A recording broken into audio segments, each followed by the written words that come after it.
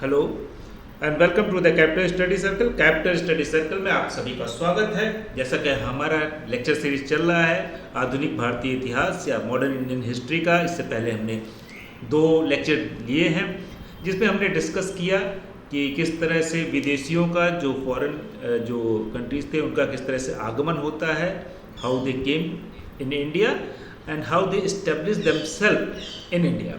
तो सबसे पहले हमने देखा था कि उसका एक एक्रोनिमी बनाया था जिसमें पीडीए था, पोर्तुगीज़ आते हैं, और उसके बाद में हम बाकी चीज़ें फ्रेंच तक का डिस्कस किया था कि किस तरह से फ्रेंच आए, उनके जाने का भी क्या प्रोसेस रहा, क्या कमजोरियाँ रही। इसी के साथ हमने देखा कि ब्रिटिशर्स का एक्सपेंशन, क्योंकि हमारे जो सिलेबस में है या जो क्वेश्चन आते हैं एग्ज़ाम्स में, किसी भी एग्ज़ाम्स में, चाहे यूपीएससी हो, यूपी पीसीएस हो या बिहार पीसीएस हो या एमपी पीसीएस हो, किसी भी एग्ज़ाम में ब्रिटिशर्स से ज़्यादा क्वेश्चन आते हैं। इसके साथ ही दूसरे एग्ज़ाम जो होते हैं वहाँ भी अगर देखें तो जो हायर एजुकेशन की तैयारी कर रहे हैं यूपीएचएससी या दूसरे भी, उसमें भी यहाँ से ही ज़्यादा क्वेश्चन आते हैं मॉडर्न इंडियन हिस्ट्री से। तो उसमें हमने देखा कि किस तरह से उनका एक्सपेंशन शुरू हुआ बंगाल से लेके अवध तक, तो वो भी एक सर्कल बना के हमने दिखाया था। अब हम देखते हैं कि बंगाल का एक्सपेंशन हमने कल डिस्कस किया था और आज जो है वो डिस्कस करेंगे हम किस तरह से मैसूर प्रांत में, मैसूर का जो एरिया है आप सब लोग जानते होंगे मैसूर किस तरफ है, तो यहाँ पे हमने मैप भी दे रखा है। तो बंगाल में 1757 1765 तक इन्होंने पूरी तरह से कब्जा कर लिया था। 57 में जो है पहला पलासी का युद्ध हुआ था जो हमने बताया था। उसके बाद 65 आते आते इलाहाबाद की ट्रीटी हो जाती है और उस इलाहाबाद की ट्रीटी में कह सकते हैं कि पूरी तरह से बंगाल पे कब्जा हो जाता है। तो आगे क्या करते हैं ये, उसके बाद किस एरिया में जाते हैं कि अब ये आप देख रहे हैं कि यहाँ पे जो ट्रेवनकोर कहते हैं इंग्लिश में, वो ब्रिटिश संरक्षित क्षेत्र है जहाँ पे ब्रिटिश उनको कहते हैं कि हम आपकी मदद करेंगे। दूसरा यहाँ पे निज़ाम जो हैदराबाद जिसकी कैपिटल है, मराठा, और यहाँ पे मैसूर जो आज के समय कर्नाटका में है। तो कर्नाटका के एरिया देखेंगे आज के समय से देख सकते हैं। और इसके बाद जो हमने बताया था किस तरह से ये लोगों ने सर्कल पूरा किया था, बंगाल से मैसूर, मैसूर से मराठा, मराठा से फिर पंजाब, और पंजाब के बाद अवध का क्षेत्र। ये क्रोनोलॉजी है जिस सीक्वेंस में इन्होंने कह सकते हैं भारत पे अतिक्रमण किया, भारत को एनेक्स किया। इसके बाद अगर हम देखते हैं कि क्यों किया, कैसे किया, और थोड़ा सा उस एरिया का क्या कहते हैं कि ज्योग्राफी देख लें, तो सबसे पहले ये देखते हैं कि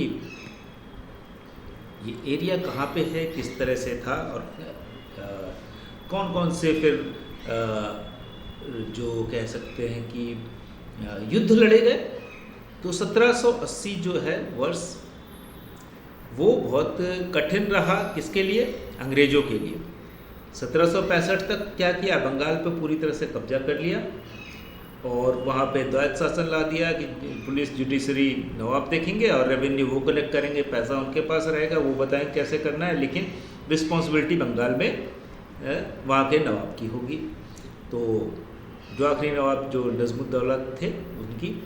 तो 1780 का वर्ष अंग्रेज़ों के लिए संकट का वर्ष था, यहाँ पे जैसे लिखा हमने, अंतर्राष्ट्रीय स्तर पे भी और भारतीय संघर्ष में भी। अमेरिका स्वतंत्रता संग्राम हो गया 1780 के लगभग। अमेरिका, ब्रिटिश और फ्रांस वहाँ पे थे, लेकिन वहाँ से क्या हुआ, अमेरिका एक स्वतंत्र एंटिटी बन गया, वहाँ से ब्रिटिशर्स को लौटना पड़ा, एक तरह से कह सकते हैं, मतलब उनका संप्रभुत्व जो थी वो ख़त्म हो गई यूएस से। मैसूर और भारत में क्या हुआ, मैसूर मराठा निज़ाम का त्रिगुट ने अंग्रेज़ों के विरुद्ध काम किया, लेकिन ये बहुत दिनों तक नहीं चला। तो आगे बढ़ते हैं कि हुआ क्या। पहला आंग्ल मैसूर युद्ध जो होता है, प्रथम आंग्ल मैसूर युद्ध, यहाँ पे बात हो रही है कि फर्स्ट एंग्लो मैसूर वॉर जो है वो किसके बीच में हुआ, हैदर अली ने किया। प्रथम आंग्ल मैसूर युद्ध ब्रिटिश और मैसूर के हैदर अली की महत्वाकांक्षा के टकराव का परिणाम। वस्तुतः 1761 में हैदर अली मैसूर का शासक बना। उसने फ्रांसीसियों से अपना संबंध बनाते हुए ब्रिटिश विरोधी नीति अपनाई। फलतः अंग्रेजों के साथ संघर्ष शुरू हुआ जो 1769 ये देखिए 69 में मद्रास की संधि के साथ समाप्त हुआ। तो प्रथम आंग्ल मैसूर युद्ध जो है 1767 से 69 तक चलता है। कहाँ पे अंत कहाँ पे होता है? मद्रास की ट्रीटी से इसका अंत होता है। तो इससे पहले हम मैसूर का थोड़ा सा इतिहास देख लें। मैसूर का जो रीजन है वो विजयनगर साम्राज्य जो था, जिसको हरिहरका ने बनाया था 1336 में। उसके बाद उसका विघटन होता है, मैसूर बन जाता है। फिर उसका बैडर वंश आता है, कृष्णराज होते हैं, और इन्हीं के जो वित्त मंत्री नंदराज और सेनापति देवराज के समय हैदर अली एक सैनिक था, और धीरे धीरे इसने अपना विस्तार बढ़ाया और एक तरह से धीरे धीरे वो 1761 में हैदर अली मैसूर का सर्वेसर्वा बन गया। और ये हैदर अली फिर अपनी महत्वाकांक्षा कि हमारा भी जो टेरिटरी है वो और बढ़े निज़ाम और उनके तरह, तो वहाँ से ये आगे बढ़ता है। और हमने भी देखा कि पहला आंग्ल मैसूर युद्ध होता है। कब? पहला आंग्ल मैसूर युद्ध 1767 से शुरू होकर 69 में 67 से शुरू होकर 69 में ख़त्म होता है। और उसके बाद कहाँ पे ट्रीटी होती है? मद्रास की ट्रीटी। तो यही दो चीज़ें इंपॉर्टेंट है इसमें। फर्स्ट आंग्ल मैसूर युद्ध कब होता है? यहाँ तो नीति लिखा है 1780 से 67। पहला आंग्ल मैसूर युद्ध 1767 से 1769, 1767 टू 1769। ये देखिए, ये इम्पोर्टेंट है। इसके बाद आप देखेंगे कि लगभग 10 साल शांति रहती है। 80 और 84 सेकंड आंग्ल मैसूर युद्ध शुरू हो जाता है। 1771 में जब मराठों ने मैसूर पर हमला किया तो वादे के अनुरूप अंग्रेजों ने मैसूर को सहायता नहीं की। अभी क्या हुआ, जो मद्रास की ट्रीटी थी 1769 में जब साइन हुई, उसमें उन्होंने बोला अंग्रेजों ने कि आप पे जो भी हमला होगा हम आपकी सहायता करेंगे। लेकिन 71 में जब मराठों ने मैसूर पर हमला किया तो वादे के अनुरूप अंग्रेजों ने मैसूर की सहायता नहीं की, अतः पिछली संधि भंग हो गई। जो मद्रास की संधि थी वो भंग हो गई। अमेरिकी स्वतंत्रता संग्राम के दौरान फ्रांस अमेरिका के साथ था तथा दोनों ने मिलकर ब्रिटिश के विरुद्ध युद्ध कर रहे थे, अतः ब्रिटिश फ्रांसीसी संबंध शत्रुतापूर्ण थे। तो अमेरिका के अंदर देखिए, इंटरनेशनल जो हिस्ट्री है या इंटरनेशनल इवेंट्स जो होते हैं वो इतिहास को एक नई शेप देते हैं। कई बार हमारे यहाँ अंदर जो हो रहा है उससे ज़्यादा इफेक्ट जो पड़ता है कि बाहर क्या हो रहा है उससे। तो क्या हुआ कि अमेरिका स्वतंत्र हो रहा था, तो और उसी की वजह से क्या हो रहा था कि यहाँ पे ब्रिटिशर्स और फ्रांस का आपस में दुश्मनी हो गई। तो ऐसे में भारत में भी इन दोनों के बीच तनाव व्याप्त था। इसी क्रम में ब्रिटिश ने फ्रांसीसी बस्ती माहे पर नियंत्रण करना चाहा, जो हैदर के संरक्षण में थी, अतः इसी के साथ अंग्रेजों का हैदर के साथ संघर्ष शुरू हो गया। तो अभी क्या हुआ, फिर से संघर्ष शुरू हो गया। क्यों? क्योंकि वो माहे जो टेरिटरी थी यहाँ पे, ये देखिए यहाँ पे दिख रहा माहे, इस पे जो है कि फ्रेंच रहते थे और इस फ्रेंच को हरा के ब्रिटिशर्स चाहते थे कि यहाँ पे कब्जा कर ले, लेकिन हैदर अली के संरक्षण में थी और उनका फ्रांसीसियों से ज़्यादा लगाव था। वो चाहते थे, फ्रांसीसियों को वो अच्छा मानते थे अंग्रेजों के बनस्पत, तो वहाँ पे टकराव शुरू हो जाता है। अब आगे देखते हैं कि द्वितीय आंग्ल मैसूर युद्ध भी देख लिया हमने। पहला कब से कब तक है? 1767 से 1769। दूसरा हम देख रहे हैं 78 टू 84। तो आगे बढ़ते हैं।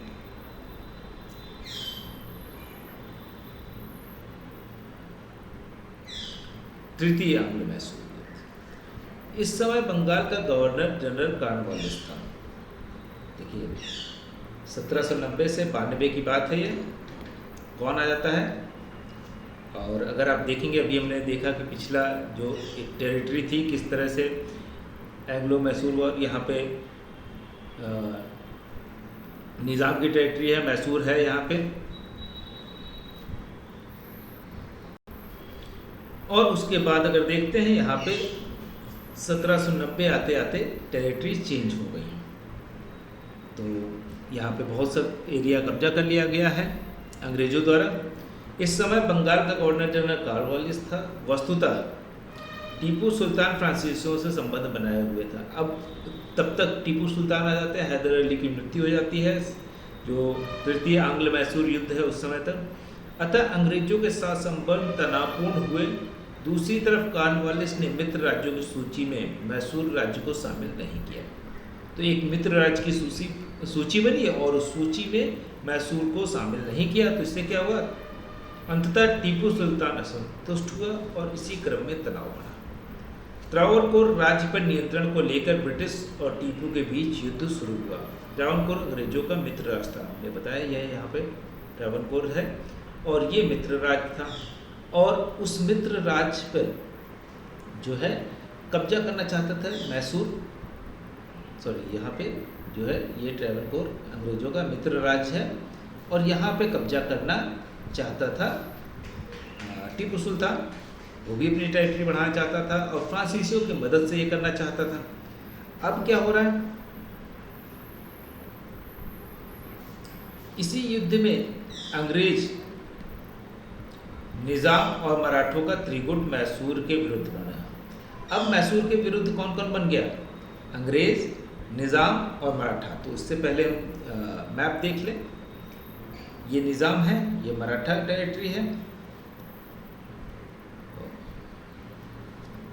नहीं ये नहीं है, ये इस मैप में देखते हैं। ये निज़ाम है, ये मराठा टेरिटरी, और अंग्रेज यहाँ बंगाल पे तो कब्जा था ही, बाकी धीरे धीरे संरक्षित क्षेत्र भी अलग अलग जगह पे बना रखा था इन्होंने। तो वहाँ से ये कोशिश करते हैं और मैसूर से इनकी लड़ाई शुरू हो जाती है। अब क्या हो रहा है, इस युद्ध में अंग्रेज, निज़ाम और मराठों का त्रिगुट मैसूर के विरुद्ध बना। युद्ध में टीपू पराजित हुआ और 1792 में श्री रंगपट्टनम की संधि हुई। अब ये 1792 में श्री रंगपट्टनम की संधि हुई। अभी पहली जो संधि हुई मद्रास की संधि कहाँ हुई, कितने में हुई, 1769 में हुई। उसके बाद जो दूसरा आंग्ल मैसूर युद्ध हुआ वो कब हुआ, 1780 से लेके 84 तक। तीसरा आंग्ल मैसूर युद्ध जो है वो 90-91 में होता है और 92 में श्रीरंगपट्टनम की संधि की गई। इस संधि में टीपू का आधा राज्य अंग्रेजों को प्राप्त हुआ। युद्ध क्षतिपूर्ति के रूप में एक बड़ी रकम टीपू पर आरोपित की गई तथा टीपू के 2 पुत्र बंधक के तौर पर रखे गए। इस तरह मैसूर की शक्ति को कमजोर कर दिया गया। इसी संदर्भ में कॉर्नवालिस ने कहा कि हमने अपने मित्रों को शक्तिशाली बनाए बगैर अपने शत्रु को पंगु बना दिया। ये देखिए, ये बहुत ही क्रिटिकल चीज़ है कि लास्ट जो संधि हो रही है उसमें क्या किया, आधे पे कब्जा कर लिया। अब आधे पे कब्जा क्यों किया, जब हार गया है तो पूरे पे कब्जा कर सकते थे, लेकिन उन्होंने क्या किया, आधे पे कब्जा किया। वस्तुतः यदि मैसूर राज्य का पूर्ण विलय अंग्रेजों द्वारा किया जाता तो क्या होता, बहुत से क्षेत्र जो अपने युद्धकालीन मित्र मराठों और निज़ामों को देना पड़ता, क्योंकि वो भी तो मिलकर लड़ रहे थे। जब जीत लिया है तो बराबर बंटेगा 3 हिस्सा, या थोड़ा बहुत कम होगा। ऐसा तो नहीं हो सकता कि पूरी तरह से ब्रिटिशर्स रख लें। तो उन्होंने क्या किया, आधा हिस्सा रखा और आधे पे आरोपित कर दिया कि इतना आपको देना पड़ेगा राजस्व। अब इससे तरह से वो क्या कह रहे हैं कि जिससे वो शक्तिशाली होकर ब्रिटिश को चुनौती प्रस्तुत करते। अब कौन करता है ये चुनौती, ये चुनौती जो है वो अगर इनको भी निज़ाम को टेरिटरी मिल जाती या मराठों को मिल जाती तो ये भी तो मजबूत होते हैं। और वो बाद में ऐसा तो नहीं, अभी देखिए हमेशा बदलता रहता है। कभी ये तीनों मिलके लड़े थे अंग्रेजों के खिलाफ, कभी अंग्रेज और निज़ाम और मराठा मिलके टीपू सुल्तान और कहते मैसूर के खिलाफ लड़ रहे हैं। तो उस समय तो बहुत हर 5 साल 10 साल में चीज़ें बदल जाती थी। हमने बंगाल में भी देखा किस तरह से मीर जाफ़र, मीर कासिम बदले गए, फिर उनको बना दिया गया। इसी तरह से यहाँ भी हो रहा है। तो बदल इनको लग रहा था कि अगर निज़ाम मजबूत हो गए या मराठा मजबूत हो गए तो हमारे लिए चुनौती प्रस्तुत कर सकते हैं। अतः इस चुनौती से बचने के लिए कॉर्नवालिस ने टीपू के साथ संधि की और आधा राज्य ही प्राप्त किया। इस दृष्टि से श्रीरंगपट्टनम की संधि एक दूरदर्शितापूर्ण संधि थी। कब किया? 1792 में। 1792 में 2 युद्ध पहले उस मद्रास की ट्रीटी हो चुकी है। इससे पहले दूसरा जो 80-84 हुआ था, तीसरे में ये पूरी तरह से कह सकते हैं सरेंडर कर देते हैं या धराशाही हो जाते हैं। कौन? टीपू सुल्तान। अब यहाँ पे एक मैप और देखते हैं कि कितना बड़ा बचा मैसूर। देखिए चारों तरफ से इन्होंने लगभग छोटा हो गया। अगर आप इस चीज़ को देख पा रहे हैं यहाँ पे मैप, तो मैसूर जो बड़ा सा था आधा लगभग ले लिया। अलग अलग निज़ाम उस पर से राजस्व ले रहे हैं, दूसरे अंग्रेज इधर से ले रहे हैं, यहाँ पे थोड़ा सा मराठा ले रहे हैं, लेकिन अल्टीमेटली टेरिटरी किसी की नहीं बढ़ी या मजबूत बहुत ज़्यादा नहीं हुई। अब देखते हैं चतुर्थ आंग्ल मैसूर 1799। तो पहला आंग्ल मैसूर 1767 से लेके 1769 तक, दूसरा 80 से लेके 84 तक, फिर उसके बाद 90-91 तक होता है और 92 में जो है ट्रीटी हो जाती है कि आधा दे दिया गया। और चौथा गया 1799। फिर देख सकते हैं 92 में ट्रीटी हुई, 7 साल भी नहीं हुए। यहाँ पे अब अंग्रेज जो हैं वो वहाँ से वेलिज़ली आ जाते हैं और स्टुअर्ट ने नेतृत्व प्रदान किया। यहाँ पे वेलिज़ली के नेतृत्व में हुआ और स्टुअर्ट ने नेतृत्व प्रदान किया। इस समय बंगाल का गवर्नर जनरल वेलिज़ली था, जो गवर्नर जनरल वेलिज़ली था, और स्टुअर्ट जो हैं लड़ रहे थे, सेनापति थे। इसका लक्ष्य था ब्रिटिश कंपनी को सर्वोच्च कंपनी बनाना और क्षेत्रीय शक्तियों को अधीन करना। जो स्टुअर्ट था या वेलिज़ली, लॉर्ड वेलिज़ली जो थे, इस समय मैसूर का टीपू सुल्तान फ्रांसीसियों से संबंध बनाए हुआ था। तो टीपू सुल्तान जो है ऑब्वियसली फ्रांसीसी उनकी मदद कर रहे थे और वो बेटर मानता था उनको। तो दूसरी ओर यूरोप में फ्रांस का जो नेपोलियन था वो साम्राज्यवादी विस्तार कर रहा था। यहाँ पे क्या हो रहा है? ब्रिटिश साम्राज्यवादी विस्तार कर रहे हैं। दूसरी तरफ यूरोप में जो फ्रांस का नेपोलियन था वो इसलिए बहुत ताकतवर साम्राज्य उसके पास था और वो पूरे यूरोप पे कब्जा करना चाहता था, पूरी दुनिया पे ही करना चाहता था। अतः अंग्रेजों को भारतीय उपनिवेश की सुरक्षा की चिंता हुई। उसने सोचा कि अगर यहाँ पे फ्रेंच डेवलप हो गए तो पूरे इंडिया पे कब्जा कर लेंगे।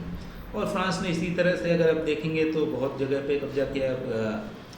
अफ्रीका के अंदर अभी भी बहुत जगह पे एक तरह से कब्जा है और आप लोग न्यूज़ में देख रहे होंगे कि किस तरह से नाइजर में और दूसरी जगह पे वो अगेंस्ट में आ गए हैं कि जो पपेट गवर्नमेंट थी फ्रांस की, वहाँ पे उसको हटा दिया है वहाँ पे, और एक तरह से मिलिट्री कू हो गया है जिसको हम तख्ता पलट कहते हैं वो। तो यहाँ पे आते हैं। अतः वेलिज़ली ने फ्रांस से संबंध रखने वाली भारतीय शक्तियों को समाप्त करना चाहा, फलतः टीपू से युद्ध कर मैसूर के बड़े क्षेत्र पर नियंत्रण स्थापित किया। अब क्या हो रहा है? क्यों जबरदस्ती टीपू को फोकस किया गया? क्योंकि टीपू सुल्तान का फ्रांस से नज़दीकी रिश्ता था और फ्रेंच जो थे उसको सहायता मिल सकती थी टीपू सुल्तान से। तो टीपू जो थे उनकी सहायता से फ्रेंच टेरिटरी इंडिया में बढ़ सकती थी। इसलिए क्या हुआ? उन्होंने टीपू को ही अपदस्त करने की कोशिश की। मैसूर के पुराने वायडार वंश के अल्पायु शासक को सत्ता सौंपी। तो इससे पहले जो वाडियार वंश था, जहाँ पे हैदर अली जब आ जाते हैं और उसको हटा के खुद सर्वा बन जाते हैं, उस वंश के अल्पायु जो शासक था उसको सत्ता सौंपी, उससे सहायक संधि की और उसके कर ली। इस विजय के उपरांत वेलिज़ली ने कहा कि पूर्व का सम्राट हमारे कदमों में है। तो वो उसको मान लिया कि वो सम्राट है और वो हमारे कदमों में है। तो और सहायक संधि कर ली कि आपको कुछ करना नहीं है, जब भी आपको ज़रूरत पड़ेगी तो हम आपको मदद देंगे, लेकिन आपको हमको इतनी जो सेना रखने के लिए खर्चा है वो सारी चीज़ें आपको देनी पड़ेगी। तो हमने देखा था सहायक संधि क्या थी, हमने पहले भी पढ़ा था, जो वेलेज़ली ने बनाया था, हमने शुरुआत में पढ़ा था। वेलेज़ली में 1798 में ये शुरू कर दिया था। तो 1798 में जो सहायक संधि बनाना शुरू किया था और फाइनली 99 में इम्प्लीमेंट कर दिया मैसूर पे।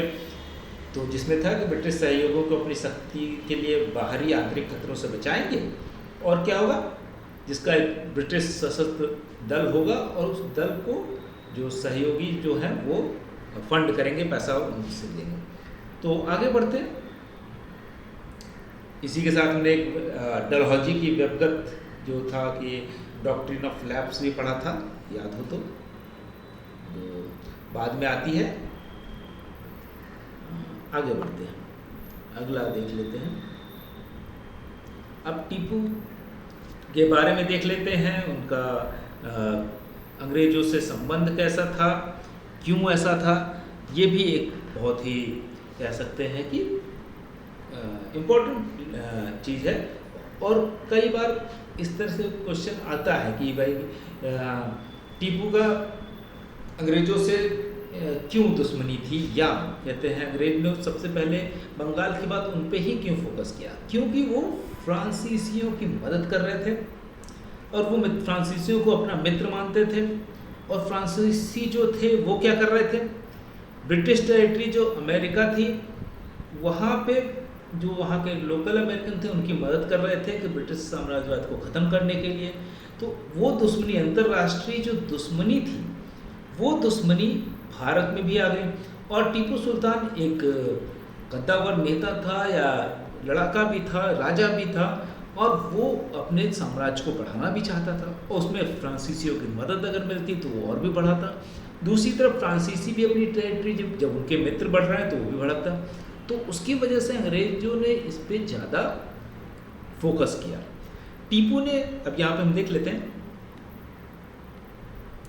टीपू ने फ्रांसीसी क्रांति के दौरान जन्मे क्रांतिकारी समूह जैकोबियन की सदस्यता ली तथा अपनी राजधानी श्रीरंगपट्टनम में स्वतंत्रता का वृक्ष बोया।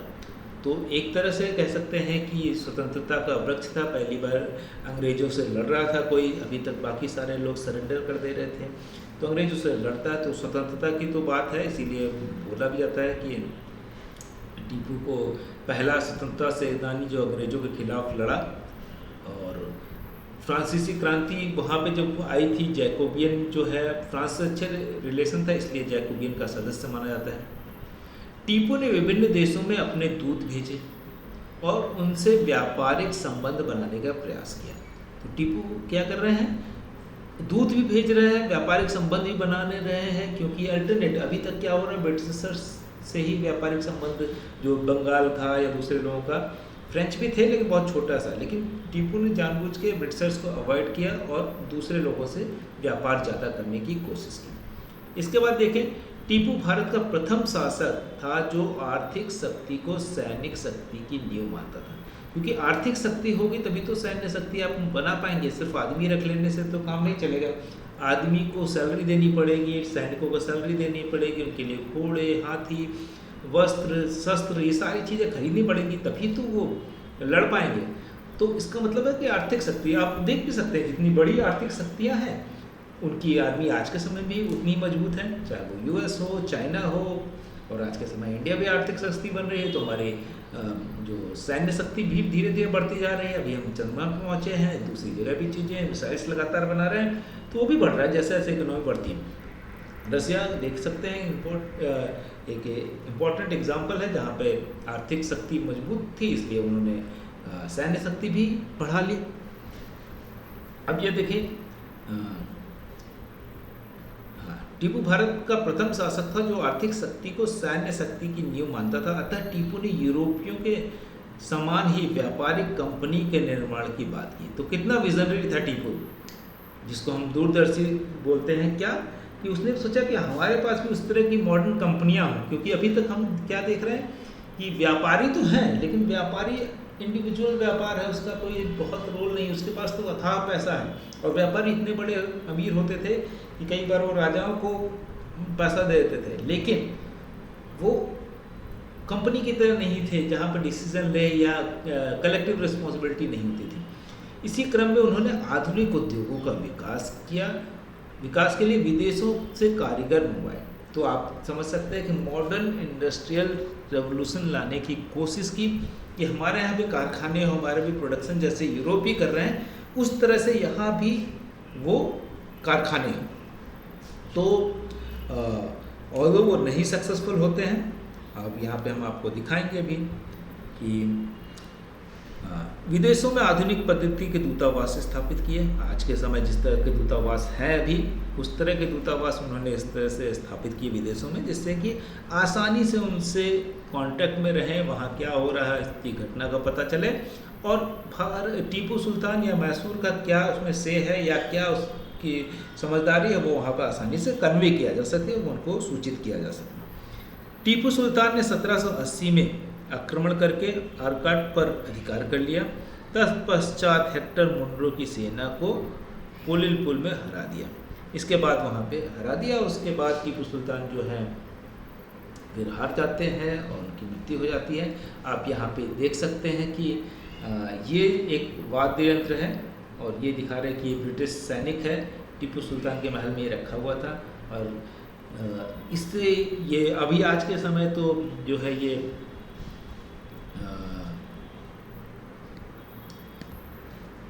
लंदन के विक्टोरिया एंड एल्बर्ट म्यूज़ियम में ये रखा हुआ है, लेकिन ये टीपू सुल्तान का वाद्य यंत्र था जिसमें ये दिखा रहे हैं कि शेर जो है अंग्रेज को खा रहा है। तो इससे पता चलता है कि अंग्रेजों से वो कितनी नफरत करते थे। और इसके अलावा ऊपर आप देख सकते हैं कि टीपू सुल्तान जो है ये है, फिर उसके बाद हैदर अली, और उनसे इंस्पायर्ड कौन थे? तो यूनाइटेड स्टेट्स के जो थे जॉन एडम, जेम्स मैडिसन, ये लोग भी इंस्पायर्ड थे टीपू सुल्तान से कि किस तरह से वो अंग्रेज़ों से एक बहुत शक्तिशाली जो फोर्स है उससे भी लड़ते हैं। तो यहाँ पे तो आज का ख़त्म होता है। ये कह सकते हैं कि आज का छोटा लेक्चर था। तो लेकिन इसी के साथ हम रिवीजन कर लेते हैं कि अभी तक हमने क्या पढ़ा। तो सबसे पहले क्या पढ़ा था कि किस क्रोनोलॉजी में वो आए थे, वो देख लेते। तो आधुनिक भारत के इतिहास में हमने क्या क्या पढ़ लिया। यूरोपियों का आगमन, जिसमें हमने बताया था PDA और DF, फ्रेंच आखिरी में आए और पोर्तुगीज सबसे पहले है। ब्रिटिश साम्राज्यवादी प्रसार, इस क्रम में हमने बंगाल देख लिया है और मैसूर देख लिया है। आगे हम मराठा, पंजाब, अवध का रीजन को देखेंगे, जिससे कि हमारा आइडिया लग जाएगा किस तरह से भारत पे कब्जा ब्रिटिशर्स ने किया। ब्रिटिश साम्राज्यवादी प्रसार की नीतियाँ, वेलेजली की सहायक संधि हमने बताया कि ये 1798 में लाते हैं। क्या करते हैं कि हम सहायता करेंगे किसी भी राज्य की जब तक वो आप उनको अगर फंड करते रहें, पैसे देते रहें, रेवेन्यू देते रहें, और हम आपको जब भी आपको ज़रूरत पड़ेगी हम आपको सहायता देंगे। डलहौजी की नीतियाँ जो थी, इसमें भी था कि डॉक्ट्रिन ऑफ लैफ, वेबकत की संधि जो है, वेबकत का सिद्धांत जो था कि अगर किसी भी राजा के पास अपना पुत्र नहीं होता है तो गोद लिए हुए पुत्र को वो अपना राज्य नहीं दे सकता। तो इससे क्या होता था, समाप्त हो जाती थी, राज्य ही समाप्त हो जाएगा। ब्रिटिश आर्थिक नीतियाँ हम पढ़ेंगे, भू राजस्व नीति, कृषि, वाणिज्य, ये सब चीज़ें तो पढ़ेंगे, ब्रिटिश प्रशासनिक नीतियाँ। और इसके अलावा जो हम बात कर रहे थे कि क्या क्या और पढ़ेंगे, ब्रिटिश सामाजिक सांस्कृतिक नीतियाँ, भारतीय प्रतिक्रिया, ये सारी चीज़ें तो हम देखेंगे। अभी हमने क्या क्या पढ़ा है वो देख लेते हैं पहले कि किस क्रम में आए थे। ये क्रम हमने बताया था आपको, PDA, DF, पुर्तगाली, डच, अंग्रेज, डेनिश, फ्रांसीसी, ये इम्पोर्टेंट चीज़ है, इसको हमेशा याद रखिएगा। इसके बाद आगे बढ़ते हैं कि ये तो ज़रूरत नहीं है आपको अभी। पोर्तुगीज़ जो थे वो क्या कर रहे थे, इसमें क्या क्या इम्पोर्टेंट चीज़ है आपकी।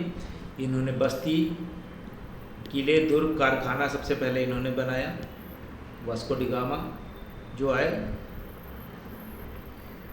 अब वो वास्को डी गामा कब आते हैं,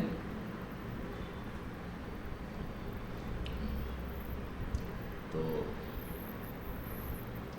1498 में। 1498 17 मई को कालीकट पे आते हैं। उस समय शासक कौन था? जमेरिन था। ये याद रखिएगा। ब्लू वाटर पॉलिसी की बात की शांति के लिए। फ्रांसिस्को डी अल्माडा था उस समय का पहला गवर्नर। और दो उसके बाद जो गवर्नर आते हैं वो ज़्यादा फोकस करते हैं यहाँ पे। उसके बाद हमने बात की थी कि जो मुंबई था, आज के समय मुंबई है, पहले बॉम्बे था, वो किसके पास था? पोर्तुगीज़ के पास। लेकिन उस शादी में जो अपनी राजकुमारी थी उसकी शादी जो ब्रिटिश राजकुमार से होती है तो वहाँ पे उनको दहेज में दे देते हैं। आगे बढ़ते हैं। और क्या देखा था हमने?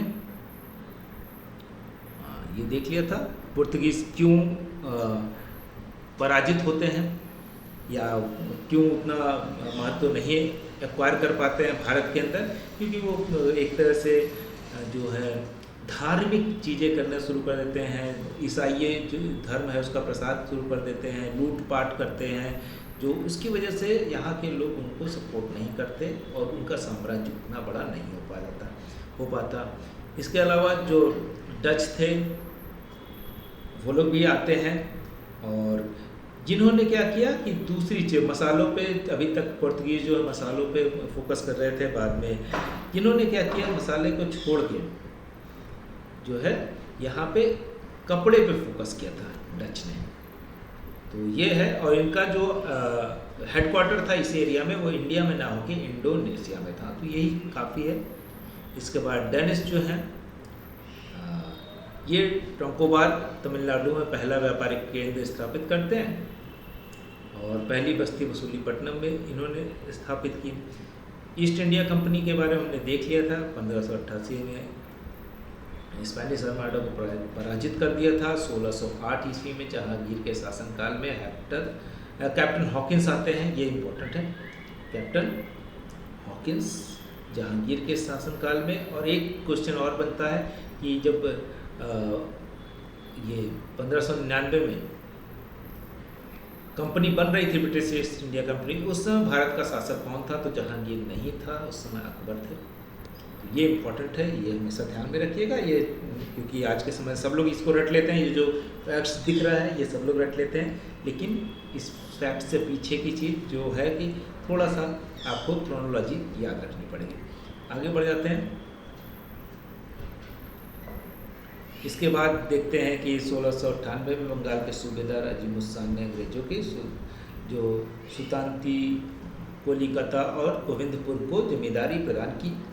1717 में मुगल बादशाह फर्रुखसियार ने ब्रिटिश कंपनी को शाही फरमान प्रदान किया, जिसके तहत बंगाल इन्हें निःशुल्क व्यापार करने की अनुमति दे दी गई। तो 1717 में निःशुल्क व्यापार मिल गया। इसके बाद फ्रेंच देख लेते हैं। फ्रेंच जो था थोड़ा सा सरकारी कंपनी थी, उसकी वजह से वहाँ पे प्रॉब्लम होती थी, डिसीजन देर में होते थे, इसलिए फ्रांसीसी जो है भारत में उतना प्रभुत्व नहीं जमा पाए, ये हमने देखा था। इसके अलावा जो फ्रेंच हैं उनका पतन का कारण यही था कि एक तो समन्वय टाइम कब अधिक लगता था, हर चीज़ सरकारी होती थी तो सरकार से आदेश लेना पड़ता था, और सरकार के पास दूसरे बहुत से काम होते हैं, तो उसकी वजह से भी कई बार जो होता है वो लेट हो जाता था। तो फ्रांसीसी जो है उतना आगे नहीं बढ़ पाते। और दूसरा हमने देखा कि अभी हमने जब से मैसूर राज्य पढ़ा उसमें फ्रांसीसियों का संबंध जो है हैदर अली और बाद में टीपू सुल्तान से बहुत अच्छा रहता है, लेकिन फिर भी फ्रांसीसी उतना अच्छा नहीं कर पाते हैं, तो टीपू सुल्तान हार जाते हैं। तो इसके बाद हमने क्या क्या देखा, बंगाल में किस तरह से ब्रिटिशर्स का प्रभुत्व होता है, उसको भी एक बार हल्का सा रिवाइज कर लेते हैं, याद रहेगा आपको। तो यहाँ पे देख सकते हैं, हमने बताया था कि किस तरह से पूरा सर्कल घूमता है, बंगाल, मैसूर, मराठा, पंजाब, अवध का क्षेत्र, इस तरह से। और निज़ाम अंत तक, जब भारत आज़ाद हुआ था तब तक ये निज़ाम अपना टेरिटरी बचाने में सफल रहे, क्योंकि अंग्रेज़ों के साथ हमेशा से सहयोग किया इन्होंने।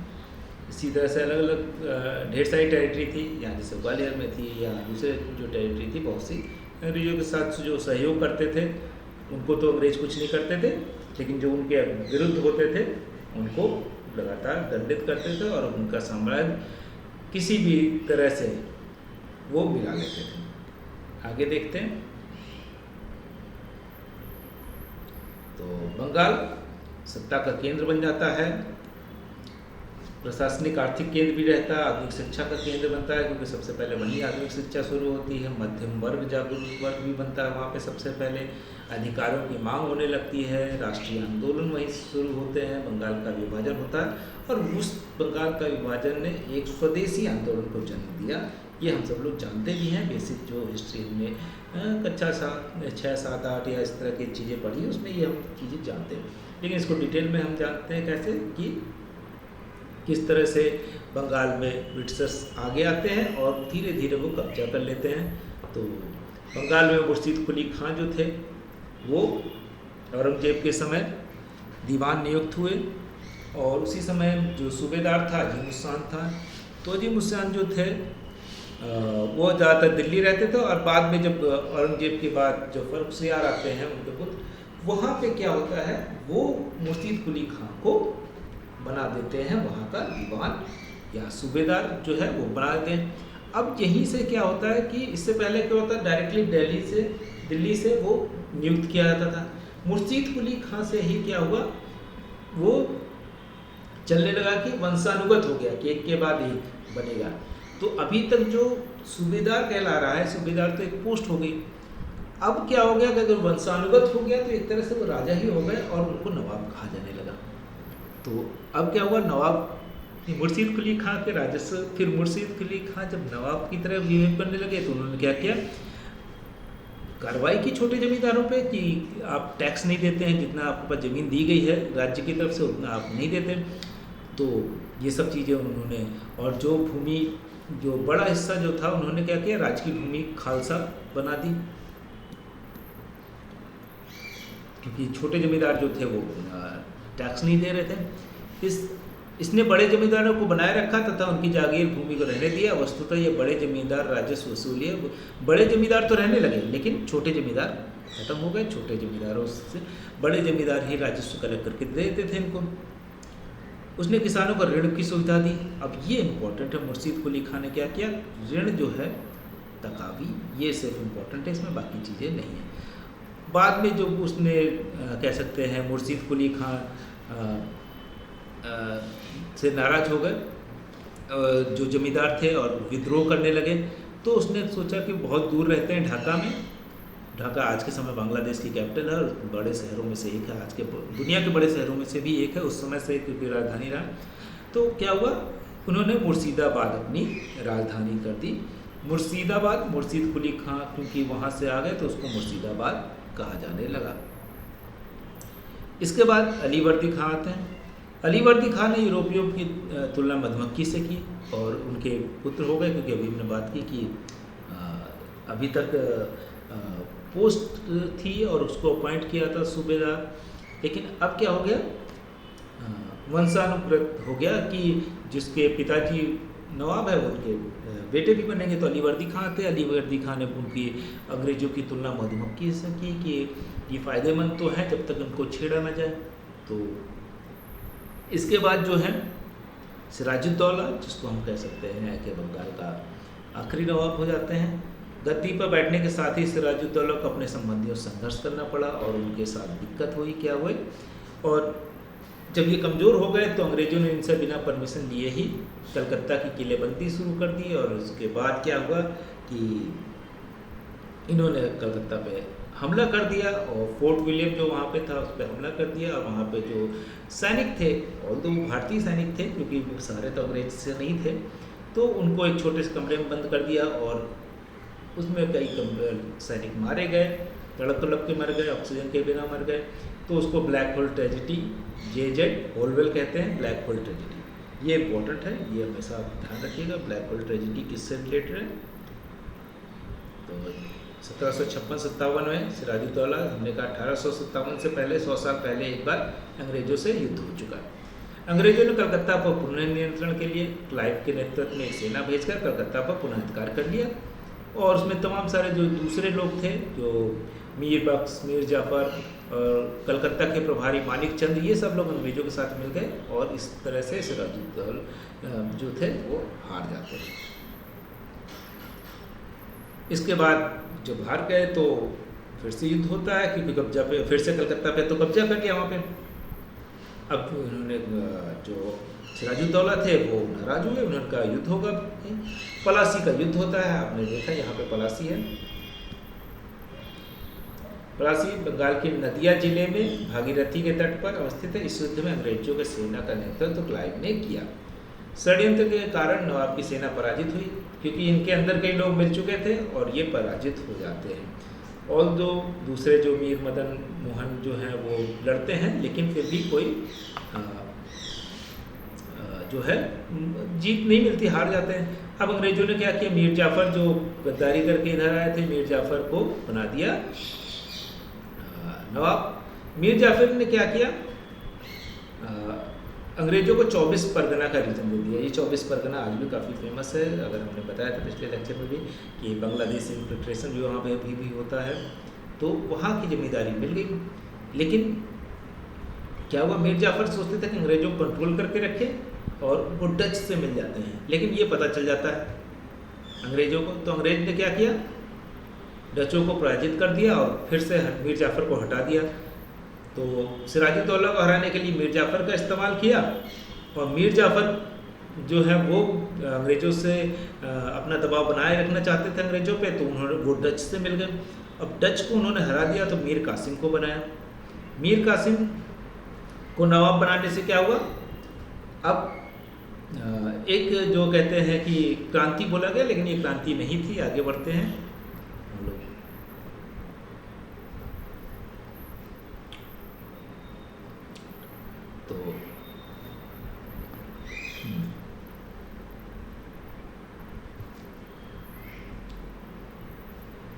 तो मीर कासिम जो है, अब फिर इनको दिक्कत हो रही थी चलाने में, क्योंकि अंग्रेजों का हस्तक्षेप बहुत ज़्यादा था। तो इन्होंने क्या कि मीर कासिम ने अपनी राजधानी मुंगेर बना दी। मुंगेर कहाँ है, बिहार में, मीर कासिम ने। लेकिन मीर कासिम को क्या हुआ, अंततः अंग्रेजों के साथ उनके ऊपर कार्रवाई हुई, क्योंकि उन्होंने चुंगी हटा दी थी और अंग्रेजों को नुकसान हो रहा था व्यापारी। तो मीर कासिम को अंग्रेजों ने हटा दिया और उनको भागकर अवध के नवाब के यहाँ जाना पड़ा। अब अवध के नवाब भी दुश्मन की श्रेणी में आ गए।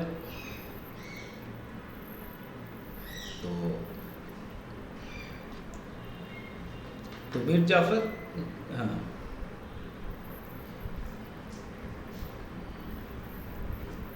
इसके बाद क्या हुआ, मीर कासिम को अवध के नवाब के पास जाना पड़ा और फिर से मीर जाफ़र के समय बक्सर का युद्ध हुआ। अब क्या हुआ, फिर से मीर जाफ़र को बनाया और उसी समय युद्ध हुआ बक्सर का।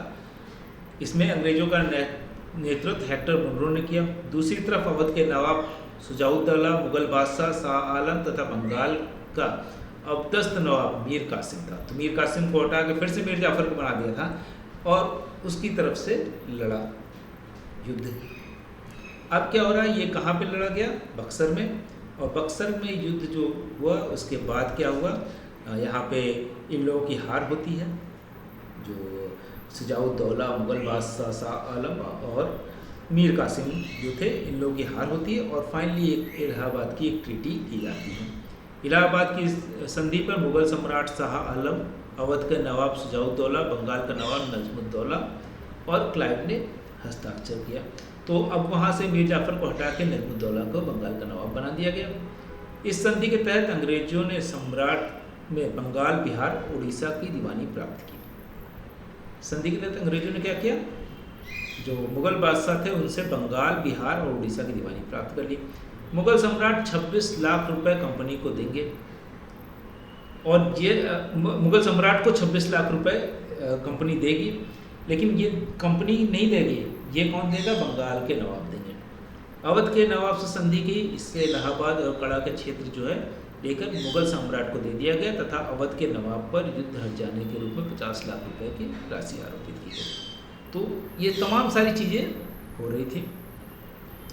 इसके साथ ही देखें तो बंगाल में द्वैत शासन शुरू हो जाता है और द्वैत शासन में क्या होता है कि कंपनी के अधिकारियों का दायित्वहीनता का विकास हो जाता है, क्योंकि वो पुलिस और जो जुडिशरी न्याय था वो बंगाल के जो नवाब थे उनके पास था, लेकिन जो टैक्स कलेक्शन था वो खुद अंग्रेज करते थे।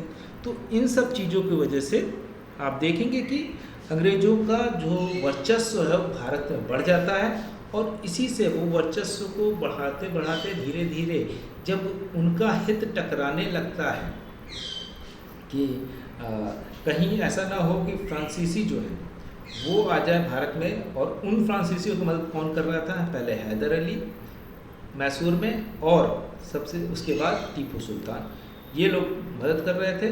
और इनकी वजह से जो है वो करना पड़ता है, अंग्रेज टीपू सुल्तान के दुश्मन बन जाते हैं और फाइनली मैसूर को हरा दिया जाता है। और उसमें अंग्रेज़ों की मदद कौन करता है? निज़ाम और मराठा।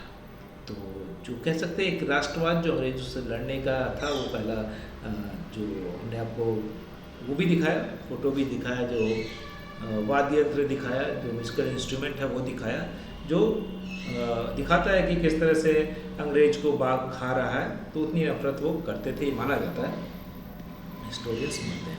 तो इसी के साथ यहाँ बात ख़त्म करते हैं। कल एक और लेक्चर के साथ हम आएंगे, जुड़ेंगे आपसे।